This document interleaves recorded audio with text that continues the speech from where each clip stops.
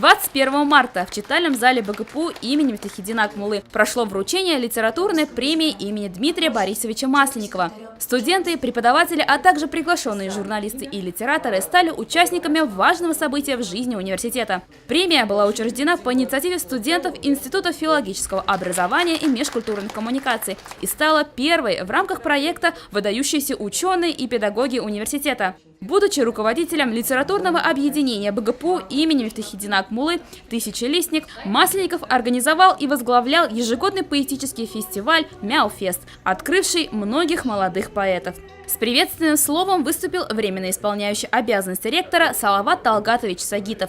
Сегодня очень много совпадений.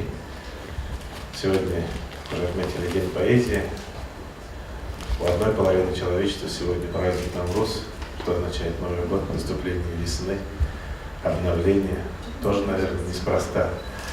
Сегодня начало такого хорошего проекта, который к столетию республики был задуман в нашем университете, о том, чтобы мы действительно не забывали тех людей, которые работали и работают на благо нашего университета. Говоря языком стихотворений, поэтическим языком, мне действительно эти строки очень нравятся.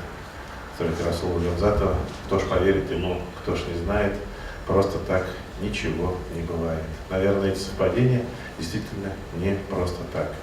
На мероприятии выступили и известные уфимские писатели. Очень искренне и эмоционально исполнили стихи Дмитрия Борисовича, студента первого курса ИФОМК. У меня в затылке нитка, у меня на пальцах петли, у меня в ногах шарниры, бьется сердце непосредственное сердце. Быть бы живо, быть бы живо, быть бы живо. Студенты и его коллеги вспоминают Масленникова как замечательного преподавателя и талантливого поэта. Я просто прониклась этой атмосферой. Мы в школе говорили много о Дмитрии Борисовиче. Это прекрасный педагог, прекрасный поэт. О нем очень много можно сказать. И вот только эмоции распирают.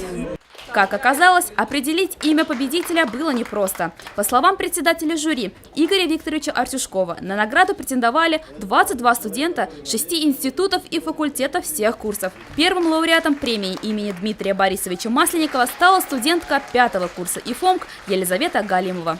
Я думаю, это главной темой, которая позволила победить, была тщетность жизни. Скоротечности. Что мы постареем и не успеем этого заметить. ДБ – это солнце. Хотя сейчас много людей хороших вокруг, я не уважаю никого больше, чем его.